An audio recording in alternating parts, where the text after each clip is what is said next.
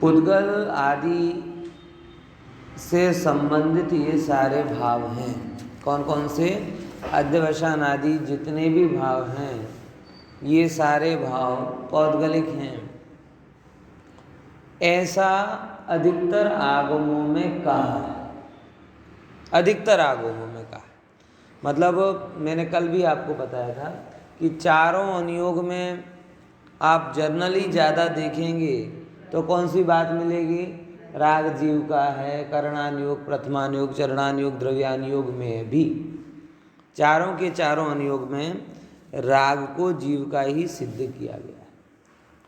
तो फिर प्रश्न आए कि भाई ये समय सार में अलग बात क्यों कही, और अगर समय सार की बात सही है तो अन्य आगमों की बात झूठी है क्या? ये प्रश्न आया।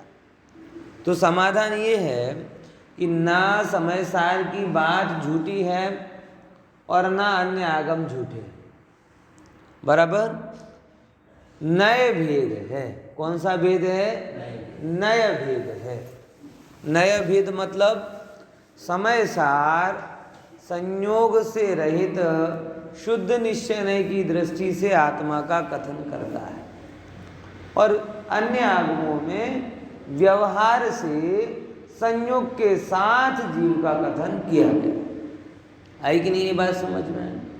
तो एक नए संयोग के साथ ग्रहण करता है और एक नए संयोग से रहित ग्रहण करता है। जो नए संयोग के साथ ग्रहण करता है वो कहलाता है व्यवहार, और जो नए संयोग से रहित ग्रहण करता है वो कहलाता है निश्चय। इतनी सी बात, बराबर समझे कि नहीं समझे?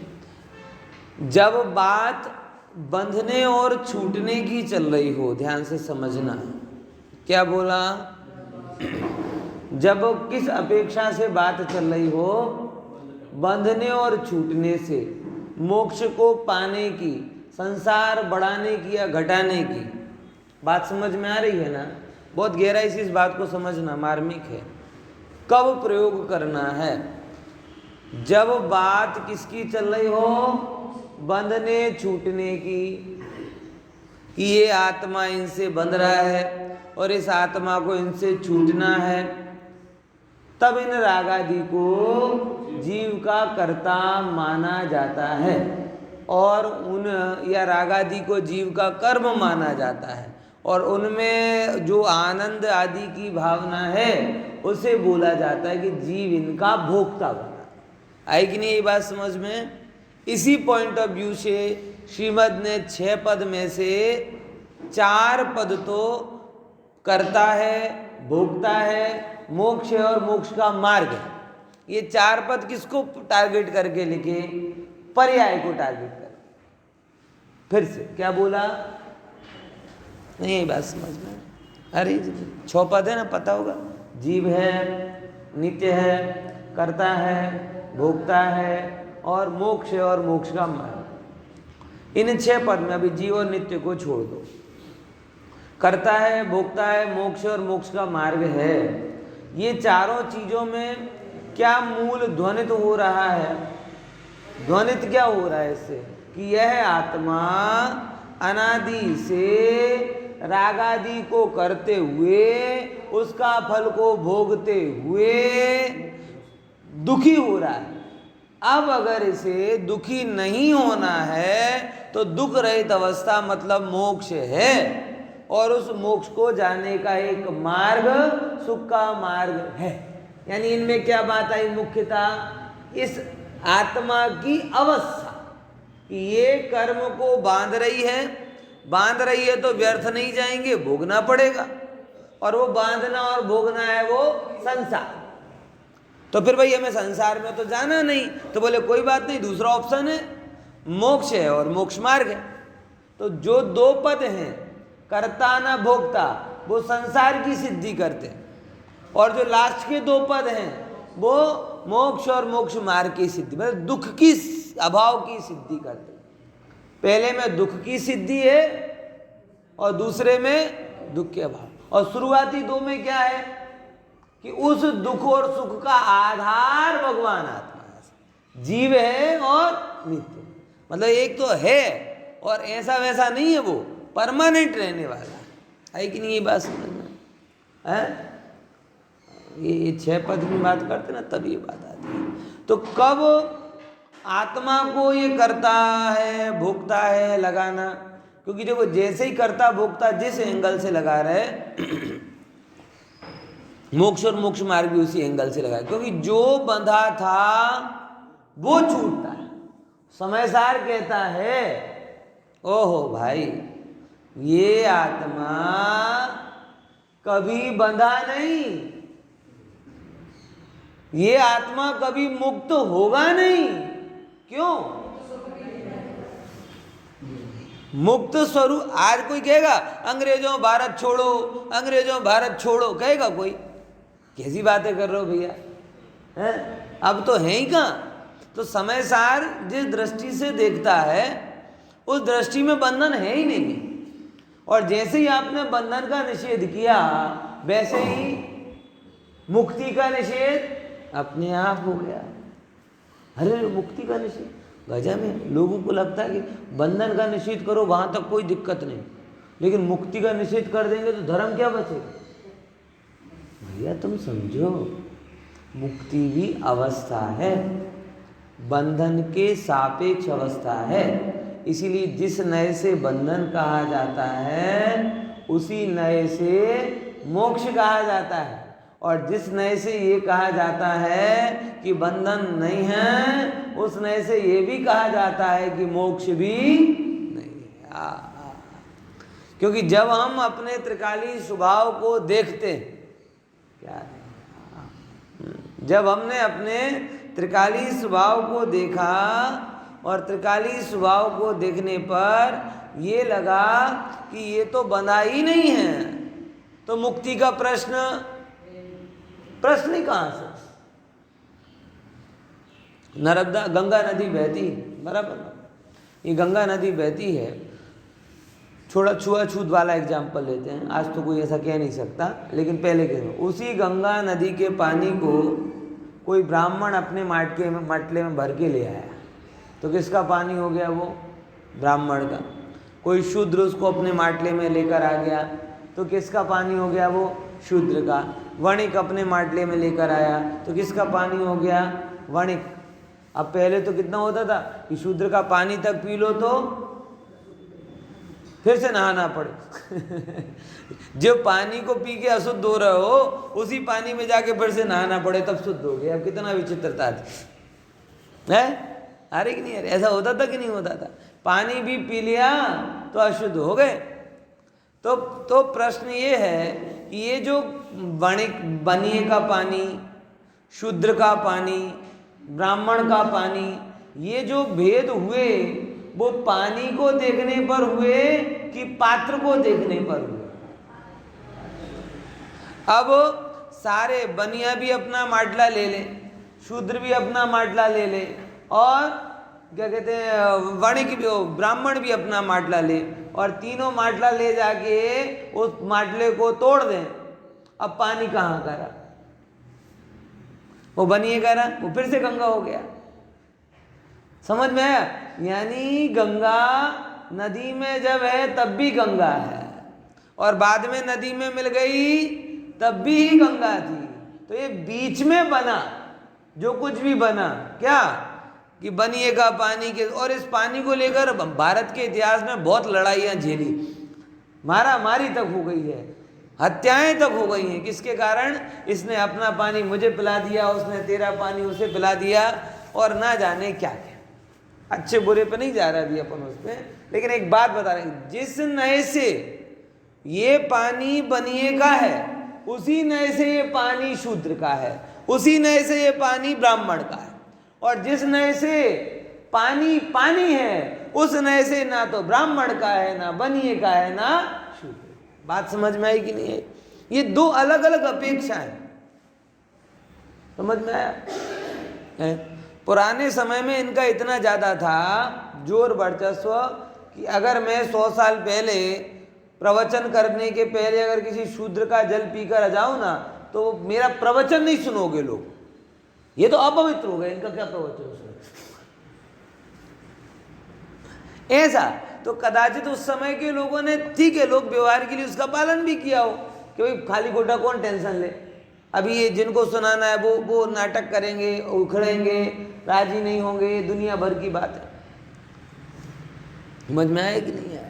लेकिन वास्तव में देखा जाए तो पानी का स्वभाव देखो तो पानी ही है। है कि नहीं है?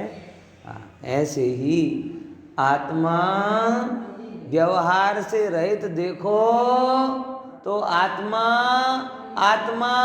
ही है। वो आश्रव है ही नहीं, वो बंधन है ही नहीं। अरे जब आश्रव बंधन का निषेध किया तो संवर निर्जरा मोक्ष भी, यानी आत्मा मुक्त नहीं होता, आत्मा मुक्त स्वरूप ही है।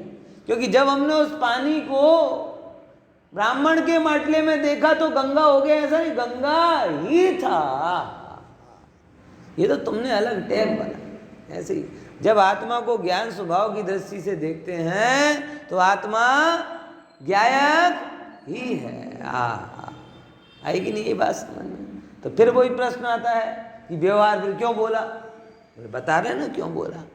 देखो अब उसका समाधान आपको टीका में मिलेगा कि अद्य, मतलब एक बात आ गई ना ख्याल में कि कब कब व्यवहार से इनको रागादि भावों को अपना कहा जाएगा और कब नहीं। तो दो बातें आपको बता दी। जब संसार और संसार से छूटने की बात चल रही हो, क्या बोला?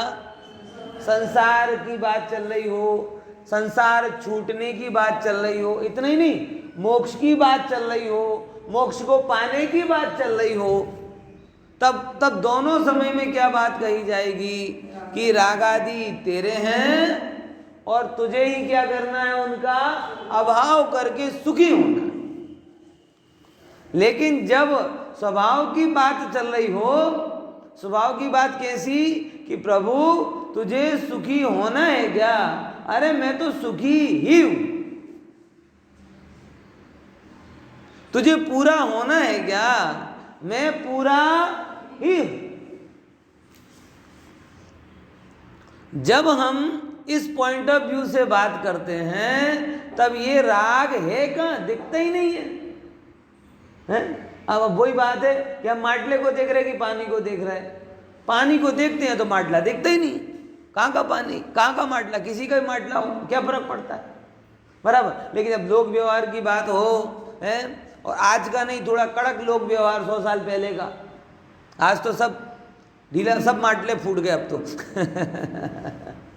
अब तो सब ब्राह्मण शूद्र और वणिक का पानी रहा कहाँ? अब तो बिस्लरी का पानी हो गया, ना ऑक्सी रिच का पानी हो गया, ना जाने किस किस का पानी हो गया। बराबर ख्याल में आया कि नहीं? समझे कि नहीं समझा? यहाँ बात अलग चल रही है कि जब भी पानी कड़क लोक व्यवहार में था तब भी दो नजरिए थे कि नहीं थे? हैं? एक तो सहज लोक व्यवहार जिसके कारण हमें नक्की करते थे कि कहाँ जाना है, कहाँ नहीं जाना है, क्या करना है, क्या नहीं करना, और एक वस्तु का स्वभाव ज्यादा बलवान क्या है, मैं ये पूछता हूं। ये पानी के ऊपर टैग करना ज्यादा क्या कहते हैं, रियल है कि पानी तो पानी है, ये विचार करना ज्यादा रियल है? एक कथन बराबर, पानी को ब्राह्मण का पानी होने, गंगा को ब्राह्मण का पानी होने के लिए माटले में भरना मात्र है, और गंगा को गंगा होने के लिए क्या करना? गंगा को ब्राह्मण का पानी बनने के लिए माटले में भरना पड़ेगा, लेकिन गंगा को गंगा होने के लिए क्या करना पड़ेगा?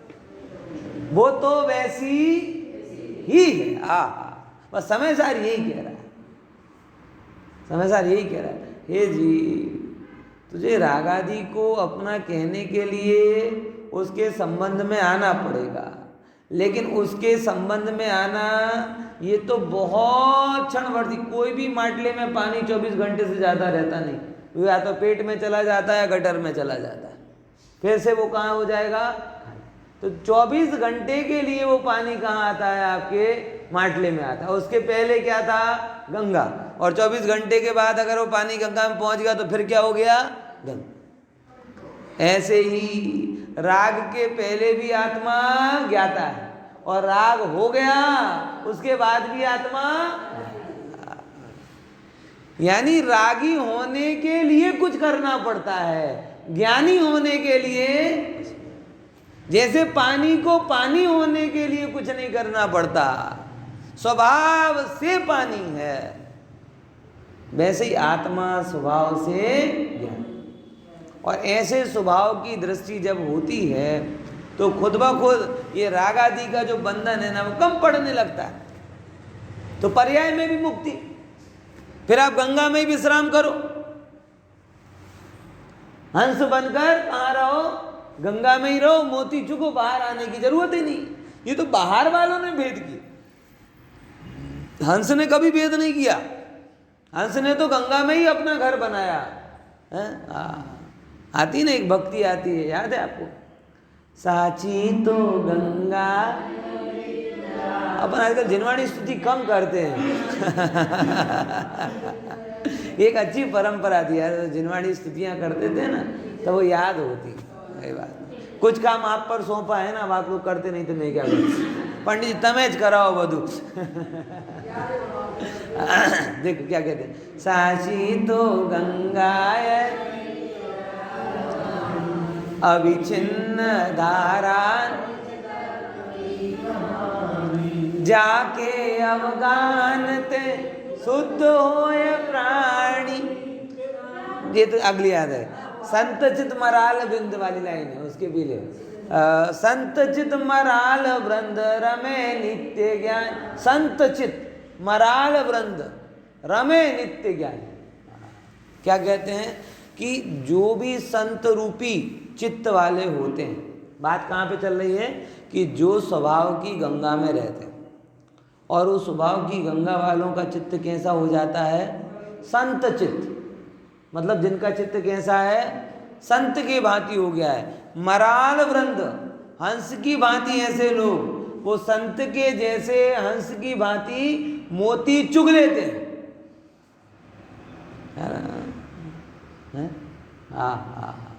जाके मतलब ऐसे वो मोती चुगने वाले, तो जो स्वभाव की गंगा में है वो क्यों अपने आप को ब्राह्मण बनिए और शूद्र के भेद में डालेंगे।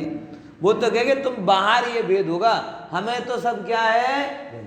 ऐसे ही जो संत चित्त है, जो स्वभाव की गंगा में डुबकी लगाते हैं, उन्हें रागादि दिखता ही नहीं, उन्हें तो आत्मा दिखती। राग होते हुए भी कह रहे हैं कि राग के पहले क्या था, मैं आत्मा, और ये राग की पर्याय चली जाएगी तब क्या रह जाऊंगा, आत्मा। मतलब ये तो आया है, ये तो आया है, क्षणवर्ती दाग है, ज्यादा लेने। तो अस्तित्व के साथ उनका जुड़ान नहीं। चल मैं होते हुए भी ये मेरा त्रिकाल अस्तित्व नहीं। इसीलिए इस बात का प्रयोग आप राग को हटाने में करना, राग को बढ़ाने में नहीं करना। आई कि नहीं यही बात समझ में? दोनों ही हो सकते हैं ना, है? कि एक तो ये बात को सुनकर आप रात को खाओ, अभक्ष खाओ, अमर्यादित काम करो, और कोई बोले तो उसे ज्ञान दे दो कि अरे तुझे पता नहीं, मेरे में तो आते ही नहीं, बराबर। तो तू अभी क्या समझे, वो ये कर रहा है ना तो भोगेगा। फिर वो करता भोगता याद रख कि आत्मा करता है, और जो जो करता है वो और जिसका भोक्ता बन गया मतलब उसका करता भी। अब भोक्ता बनना मतलब क्या, ये बहुत गहरी बात। जिनवाणी में इतनी सारी अपेक्षाएं परस्पर होती है ना कि एक कथन कहने पे दूसरे की अपेक्षा तुरंत लगती, नहीं तो गड़बड़ी हो जाती। हम कहते हैं साहब हम राग के करता नहीं है, करता नहीं है, करता नहीं, बराबर। टीवी देख रहे हैं, मजा आ रहा है, किसी ने पूछा टीवी को, अरे हम कहाँ देख रहे हैं। विषय भोग रहे हैं, मजा आ रहा है, अरे हम कहाँ भोग रहे हैं, हम तो जाना। देखो ये छल में मत रखना, ये छल में मत रखना। अपने आप से पूछना, जब 5 इंद्रिय के विषयों का सेवन करते हो तो आनंद आता है कि नहीं आता? अच्छा लगता है ना? अच्छा लगना ये भोक्तापना, भोक्तापना मतलब उसे अपने में जोड़ लेना, ही जोड़ना तो होता नहीं। टीवी टीवी में है, तुम तुम्हारे में हो। मकान मकान में है, तुम तुम्हारे में हो। गाड़ी गाड़ी में है, तुम तुम्हारे में हो। विषय विषय में है, तुम तुम्हारे में हो। अब ऐसा कहकर गाड़ी मकान दुकान और विषय बढ़ाने की कोशिश मत करना। ये लोग कर रहे हैं कि हम तो जान रहे हैं, हम कहाँ कुछ कर रहे हैं, ये तो सब हो रहा है। अरे रुक, ईमानदारी के साथ अपनी रिपोर्ट निकलवा। रिपोर्ट में एक प्रश्न आएगा कि जब ये होता है तब तुझे अच्छा लगता है, हाँ के ना? और जब प्रतिकूल होता है तब तुझे बुरा लगता है, हाँ के ना? बोले अच्छा लगना और बुरा लगना यही भोक्तापना। भोक्तापना और क्या? गाड़ी को डिश में सजा के खा थोड़ी जाओगे। ये जीव गाड़ी का भोक्ता है, मकान का भोक्ता है, धन वैभव का भोक्ता है। ये किस अपेक्षा से आया? भोक्ता है मतलब हर चीज को भोगने का मतलब लड्डू के जैसे खा जाना थोड़ी होता है। हर चीज में भोक्ता का परिभाषा जुदी जुदी होती है। और कॉमन परिभाषा क्या है कि इनको करते हुए तुम्हें कैसा लगता है? अच्छा लगता है ना? अच्छा लगता है मतलब क्या हो गए? भोक्ता हो गए। और ध्यान रखना, करता हुए बिना भोक्ता नहीं होता। यानी अगर आप भोग लिया तो स्वाभाविक रूप से क्या हो गए? आप उसके कर्ता हो गए। आई कि नहीं यही बात समझ में? भैया ख्याल में आ रहा है ना? ये जिन जिन ने भी समय सार का अर्धा पर्दा व्याख्यान सुना है ना, उनके जीवन में प्रॉब्लम बहुत देखी गई। मैं इसीलिए कहता हूं, मैंने थोड़े दिन पहले ही बताया था, क्रमबद्ध स्वाध्याय हो, इसके 2 एस्पेक्ट बताए थे। और उस 2 में भी कौन कौन से? पहले नंबर का क्रम से पढ़े, बाल बोध वीतराग विज्ञान आदि क्रम। और उसमें भी दूसरी अपेक्षा कौन सी बोली कि जो ग्रंथ पढ़े वो भी क्रम से पढ़े, तो समझ में आएगा। नहीं तो बीच में पकड़ोगे ना तो उड़ता तीर ले लोगे अपने हाथ में। बात समझ में आई कि नहीं है यार? तो ख्याल में आया? तो जो जब जब जिनवाणी में कहा जाता है कि मैं इनका करता नहीं हूं, बराबर, तो लोगों ने इतना पकड़ लिया क्योंकि उन्हें करने में तो बंधन लगता है और करता नहीं हूं ये स्वीकारना अच्छा लगता है होते हुए भी।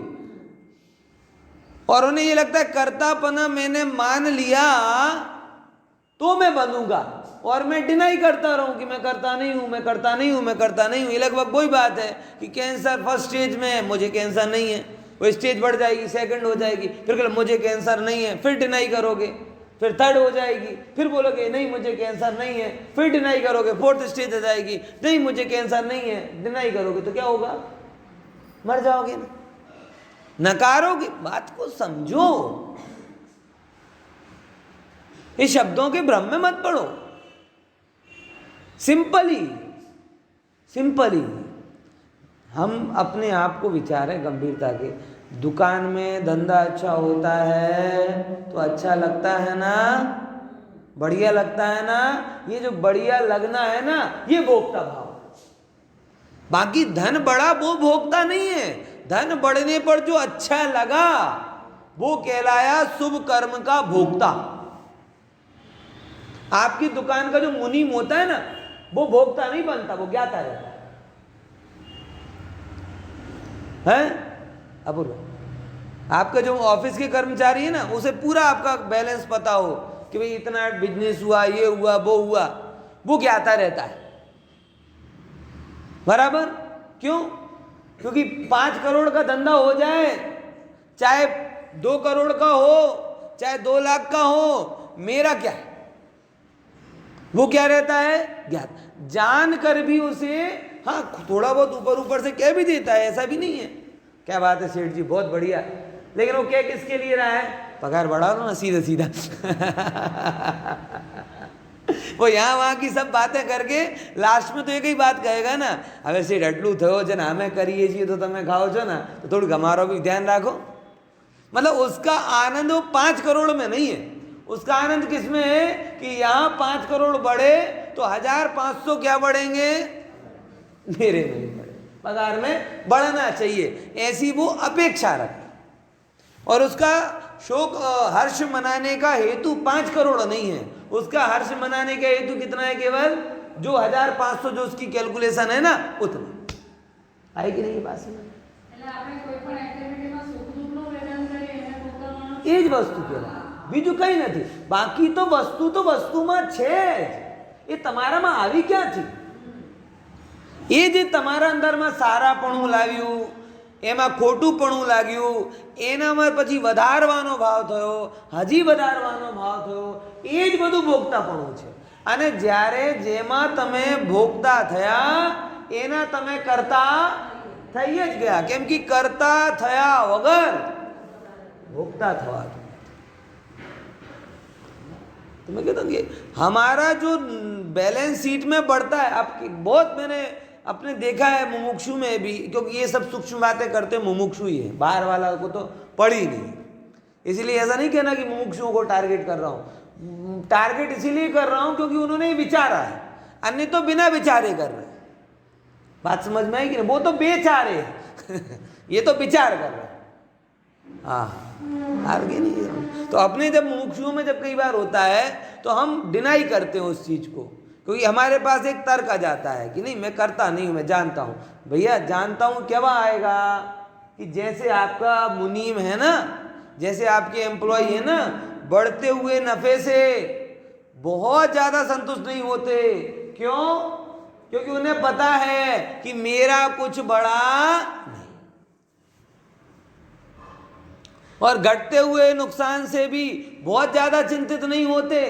अगर होते भी हैं तो इतना है कि कहीं सेठ नौकरी से ना निकाल दे, इतना तो भरोसा है कि जब तक नौकरी पर रहेगा पगार तो कम नहीं करेगा, लेकिन हाँ नौकरी से निकाल देना उसके हाथ में, तो उसको डर भी कितना रहता है, इतने मतलब करोड़ में नहीं जा रहा वो कहाँ पे अटका है, केवल अपने लिमिटेड एरिया में अटका।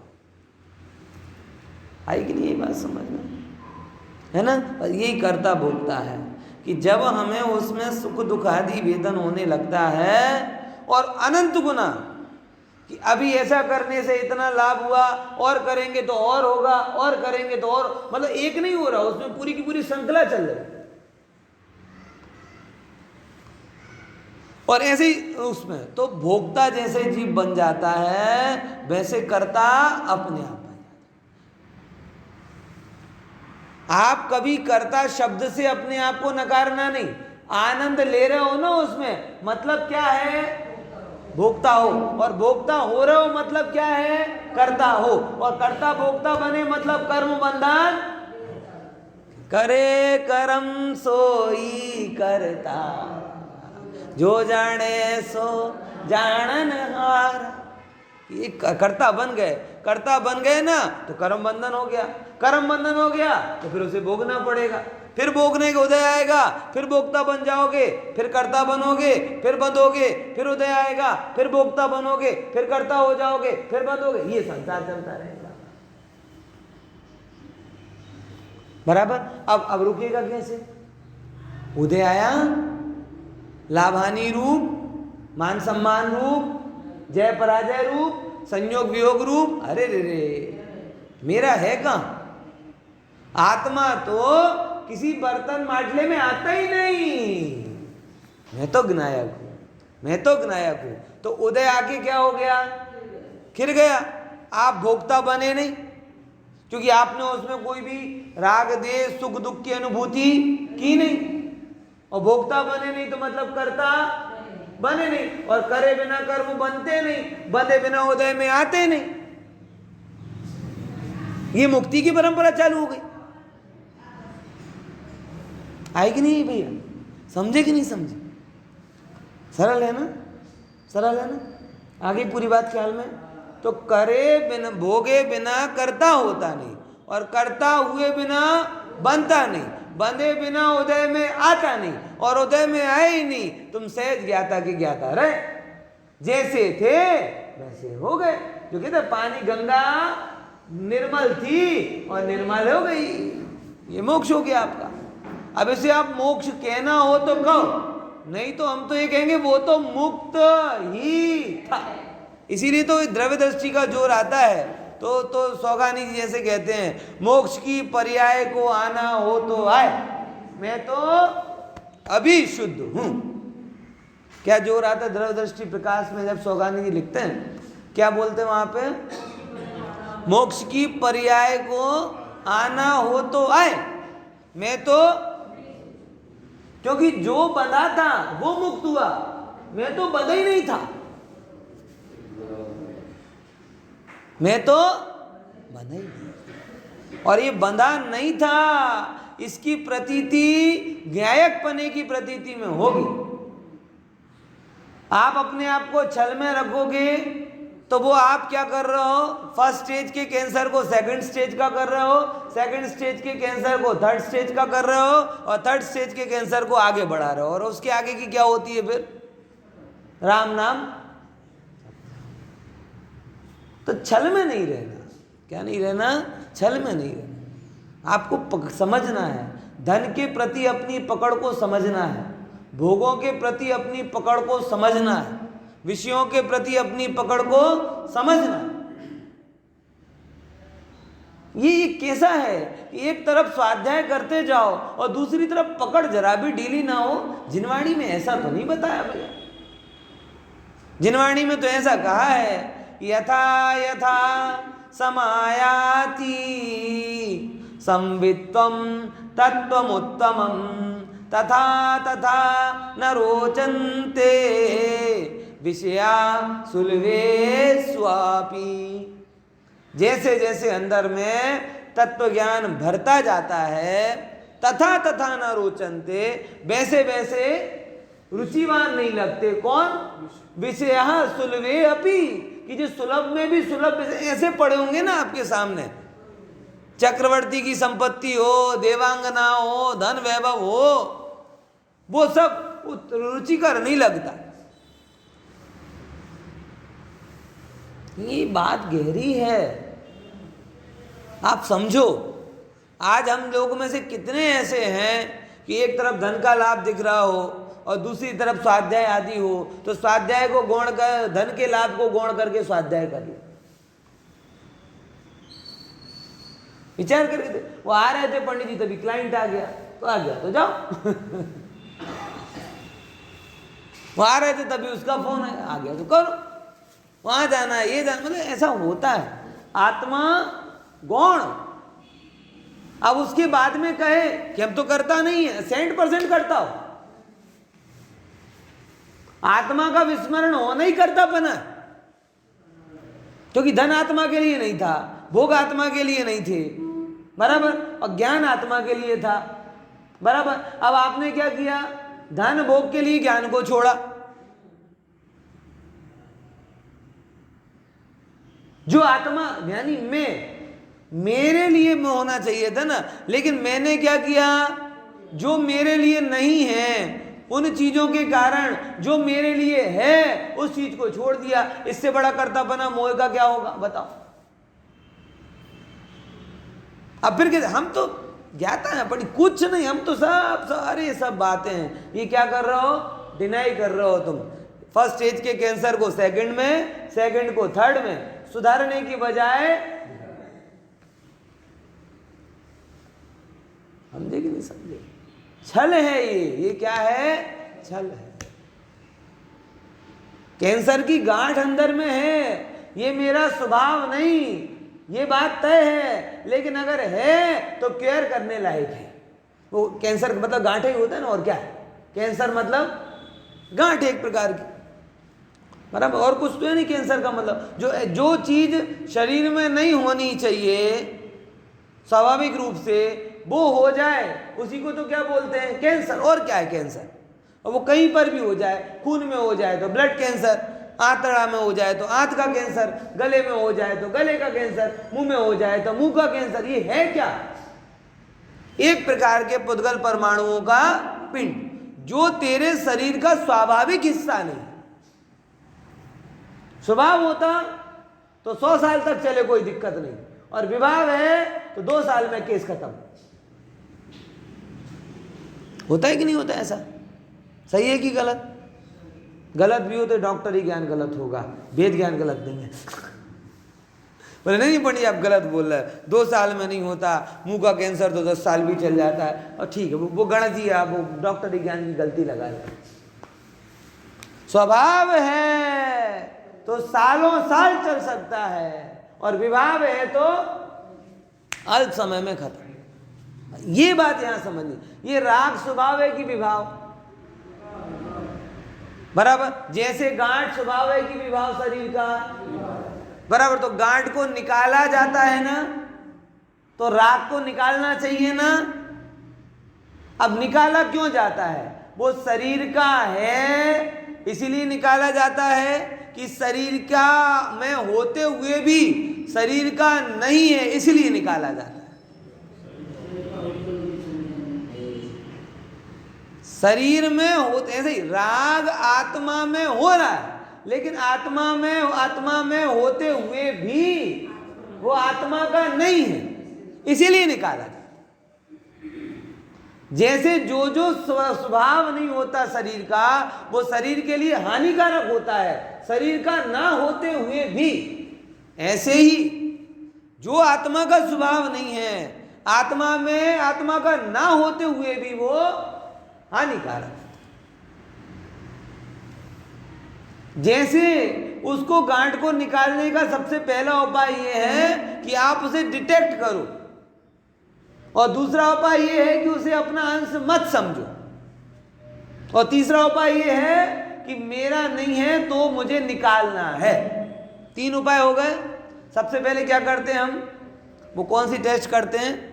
बायोप्सी करते। बायोप्सी सबसे पहले क्या करते हो आप? बायोप्सी। बायोप्सी में क्या निर्णय किया? ये मेरा नहीं, लेकिन मेरे में है। दूसरा नंबर भी करते हो, गांठ हुई है, गांठ ये शरीर की नहीं है, लेकिन है कहां पर? शरीर में ही है। और फिर तीसरे नंबर पे क्या करते हो? कीमो निकालो। सेम वेद ज्ञान के बल से बायोप्सी मतलब क्या हुआ? वेद ज्ञान। मेरे में है ये मतलब क्या हुआ? आगम ज्ञान। और अनुभव है मतलब क्या हुआ? कीमो।